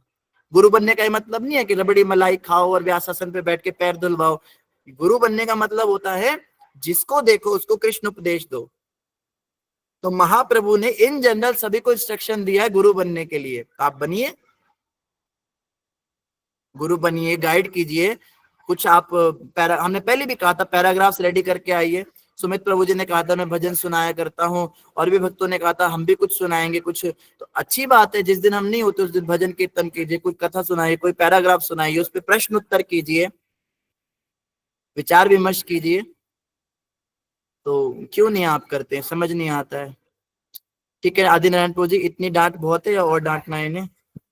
जी जी प्रभु जी, प्रभु जी ये नहीं मैं कह रहा, मैं ये कह रहा हूँ कि आप एक बार रीडिंग करें, अगले दिन प्रभु जी आएंगे वो समझाएंगे, आपका दिमाग में उसका अच्छी तरह बैठ जाएगा। भाई आपने रीडिंग तो करी हुई है उस श्लोक की, उस तात्पर्य की रीडिंग करी हुई है, प्रभु जी आएंगे समझाएंगे, आपको ज्यादा दिमाग में अच्छी तरह से बैठेगा, रिविजन हो जाएगी। रीडिंग भी कर सकते हैं, रीडिंग चलो रीडिंग बोरिंग हो जाती है थोड़ी, ये लोग कहेंगे कि तो किताब पढ़ रहे हैं तो मैं घर पे भी पढ़ सकता हूँ, मुझे पता नहीं इनके दिमाग कैसे चलते हैं। तो लेकिन ये है ना कि अगर आप कुछ रेडी करके आओगे 10 लोग आपको सुनना चाहेंगे, है ना। अब जैसे हम संडे संडे वो करते थे, कल हम करेंगे वो सभी भक्तों का इंटरव्यू, सब लोग सुनते हैं ना, पसंद करते हैं सुनना। तो अभी हम ये क्यों कर रहे हैं? ये हम इसलिए भी कर रहे हैं कि आपको बोलना आए, थोड़ा आपका वो खुले, जो वो होती है ना अपनी घबराहट होती है वो निकले आपके अंदर से कि हाँ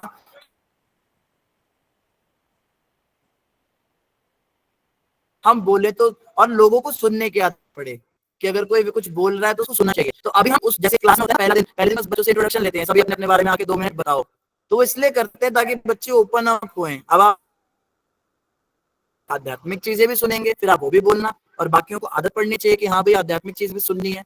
तो ये सब तैयारियां हो रही हैं आपको आगे बढ़ाने के लिए, सब चल रहा है, लेकिन आपको एक्टिवली पार्टिसिपेट करना होगा। तो मैं फिर से प्रार्थना करता हूँ, बारंबार प्रार्थना करता हूँ कि जो भी भक्त लोग जुड़े हैं वो हमें ना सुने। हम तो बहुत ही, मेरे तो खुद के पैर जो है नरक में लटके हुए, मैं कैसे आपके बंधन खोलूंगा। मैं क्लियरली ये बात आपको कह रहा हूँ, कोई किसी धोखे में ना रहे। हमारा उद्धार शिला प्रभुपाद करेंगे, हमारा उद्धार श्रीमद् भागवतम करेगी, हमारा उद्धार शिला व्यासदेव करेंगे। हमें उनकी वाणी सुनने आना है, उनसे जुड़ना है, उन्हीं के साथ में अपना प्रेम लगाना है। क्योंकि व्यक्ति जो है वो मॉर्टल होता है, आज है कल नहीं है। कल मेरी मृत्यु हो जाए क्या पता लगता है, मैं रहूँ ना फिर के क्लास के बंद हो जाएगी, नहीं। भगवान इमॉर्टल है, भगवान सदा रहेंगे, उनका नाम सदा रहेगा। ना दुप रहनी ना रहना ना माँ बंदिया, रहना बस रब दा नाम बंदिया। भगवान का नाम हमेशा रहेगा, श्रीमद् भागवत हमेशा रहेगी, इसी से हमें जुड़ना है। यही अपील सबके लिए है। ठीक है प्रभु जी। धन्यवाद प्रभु जी, बहुत बहुत धन्यवाद प्रभु जी। गुस्ताखी माफ, क्षमा करना, गलती क्षमा करना। धन्यवाद प्रभु जी। हरे कृष्णा प्रभु जी। प्रभु जी आप डांट रहे थे कि क्या कर रहे थे, मुझे ये नहीं समझ में आ। डांट रहा था मैं, मेरी डांट को डांट लेते नहीं हो, डांट इसीलिए तो अगर इतना प्यार पे हो डांट अगर इतना प्यार का हो तो बताओ भला कौन भक्त को ये इसीलिए मिलेगा इसीलिए दंडा। सुधरते नहीं हो आप लोग हैं। प्यार से डांटता हूँ तो आप सोचते हो हम कुछ भी करेंगे। नहीं प्रभु जी, मैं आती हूँ, पूछ लीजिए आप प्रभु जी से। मैं रहती हूँ जब तक प्रभु जी रहेंगे, डॉक्टर रेखा माता जब तक क्लास चालू रहेगा मैं रहती हूँ। बस नेट नहीं खत्म होना चाहिए। हाँ धन्यवाद। तो सभी जो हैं इस बात का पालन करें, और धन्यवाद सभी का। जी कोमलप्रीत माता जी कुछ कहना चाहते हैं। प्रभु जी, मैं अशोक प्रभु जी से सॉरी बोलना चाहती हूँ। एक्चुअली कल जब मैं ग्रुप छोड़ के गई थी तो एकदम से पहली चीज ये मेरे माइंड में आई थी, प्रभु जी ये ना समझ लें कि प्रभु जी नहीं है ग्रुप में तो गुस्सा ना कर लें। तो मेरे को लगता है आज आप कहीं प्रभु जी बन गए हो, तो मेरी तरफ से बहुत बहुत माफी प्रभु जी। एक्चुअली मेरी फैमिली सिचुएशन इस तरह की अभी वीकेंड पे होती है कि बच्चे होते हैं साथ में, तो जब वो ज्यादा तंग करते हैं फिर मेरे को जाना पड़ता है। तो इसीलिए मेरी तरफ से बहुत बहुत माफी आप मुझे दे सकते हैं। तो थैंक यू, धन्यवाद आपका, आपने फिर भी बताया और हमारी आत्मा की बात आपने जान ली। तो हरे कृष्णा मेरी तरफ से। नहीं नहीं, ऐसी बात नहीं माता जी, आपके प्रति कोई वो बात नहीं है। आप तो रेगुलर आती हैं, मेरे को मालूम है। और भक्त हैं वो 3-3 बार आके देखते हैं, भाई प्रभु जी आए एंड लॉग इन किया, देखा प्रभु जी नहीं है, लॉग आउट। 3-4 बार आते हैं, 3-4 बार लॉग आउट हो जाते हैं। धन्यवाद माता जी, ऐसी कोई बात नहीं है, अपने मन में लाइएगा।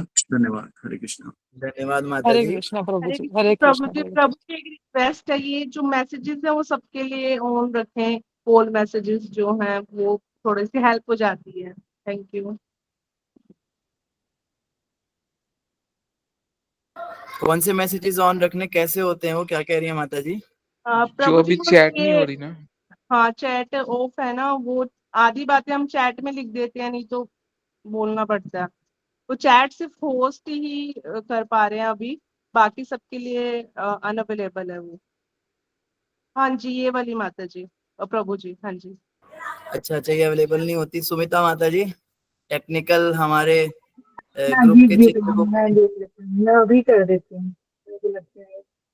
सुमिता माता जी हमारी चित्रगुप्त हैं, तो किसी को भी इस विषय में कोई भी टेक्निकलिटी हो, चित्रगुप्त भी यही हैं और हमारे विश्वकर्मा भी यही हैं, इंजीनियर भी यही हैं।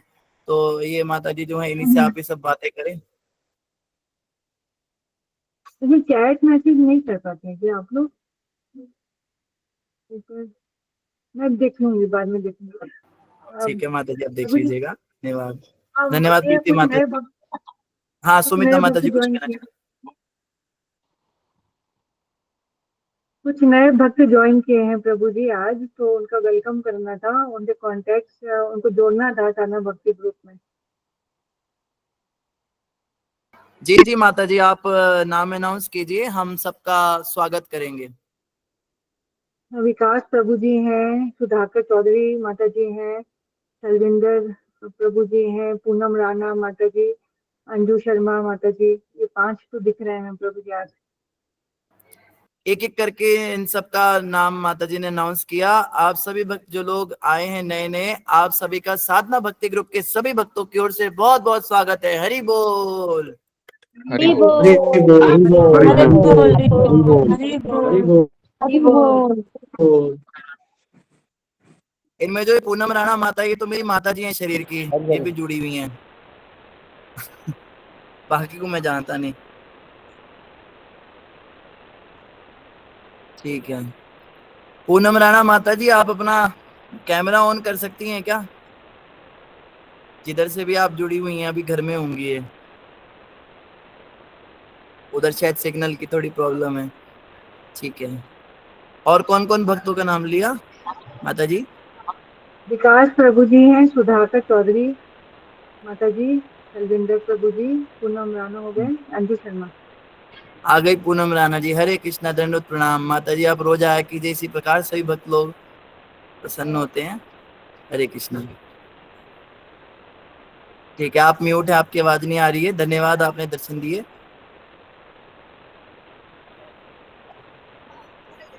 अनम्यूट करके बोलिए, अनम्यूट वाला बटन दबा के।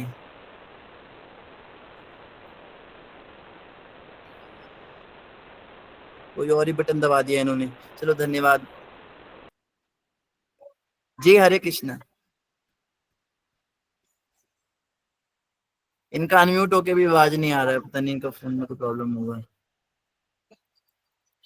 चलिए आप म्यूट ही रहिए, कोई बात नहीं। धन्यवाद, कभी और मिलेंगे आपसे। बाकी अभी समय बहुत ज्यादा हो गया। बाकी भक्त लोग जो आए उन सभी का बहुत बहुत स्वागत है आज की क्लास में, जिनके भी नाम अनाउंस हुए।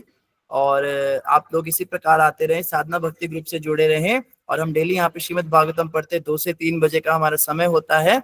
और अगर आपको कोई शिकायत है, आपको कुछ भी समस्या है, तो आप सुमिता माता जी से कांटेक्ट कर सकते हैं। ये टेक्निकल सब संभालते हैं माता जी।